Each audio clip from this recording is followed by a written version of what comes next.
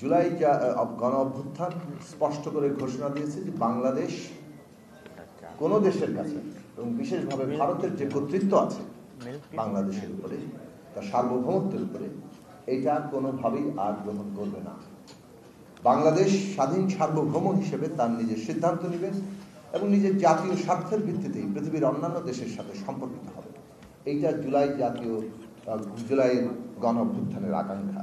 এইটা স্পষ্ট করা দরকার যে আমাদের সামাজিক এবং সাংস্কৃতিক জীবনে নাগরিকের মর্যাদার জায়গা থেকে এই যে বিভাজন, ঘৃণা এবং ট্যাগিং এর রাজনীতি, সেইটাকে মানুষ প্রত্যাখ্যান করেছে। তৃতীয় জায়গাটা গুরুত্বপূর্ণ, অর্থনৈতিকভাবে মানুষের সমতার প্রশ্নটা, সুযোগের সমতা অন্তত পক্ষে সেইটা মানুষ সামনে আনার চেষ্টা করেছে। এই যে লুটপাটের যে ভয়ঙ্কর চেহারা দেখেছি, সেটার বিপরীতে মানুষ অবস্থান গ্রহণ করছে। চতুর্থত, এই সবগুলো নিশ্চিত করার জন্য একটা দেশের রাজনৈতিক ব্যবস্থা যদি উপযোগী না হয়, সকলকে ধারণ করার জায়গা না থাকে, তাহলে এটা পারা যায় না। জাতীয় ঐক্য কেবল একটা স্লোগানে পরিণত হয়, রেটরিকে পরিণত হয়, যতক্ষণ না পর্যন্ত জাতীয় ঐক্য তৈরি করার বাস্তব রাজনৈতিক ব্যবস্থাটা তৈরি হচ্ছে।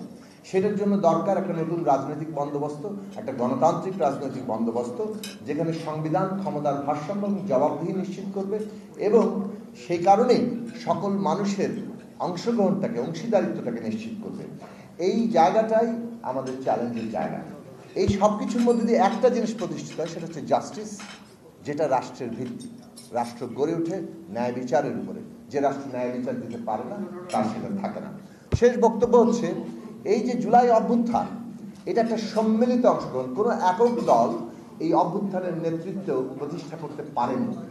এটা সকলে মিলে ছাত্র, শ্রমিক, জনতার অভ্যুত্থান হিসেবে সামনে এসেছে। আর সেই কারণে এই অভ্যুত্থানে যে গণতান্ত্রিক রূপান্তর দাবি করে, সেটা ন্যূনতম জাতীয় ঐক্যমত্যের মধ্যে দিয়ে করতে হবে। পদ্ধতিগত এই জায়গাটাকে যদি আমরা বিবেচনায় না নিই, তাহলে আমাদের যার যার ইচ্ছা আমরা চাপিয়ে দিতে চেষ্টা করব, কিন্তু আমাদের সেই বাস্তব রাজনৈতিক শর্ত সৃষ্টি হয়নি।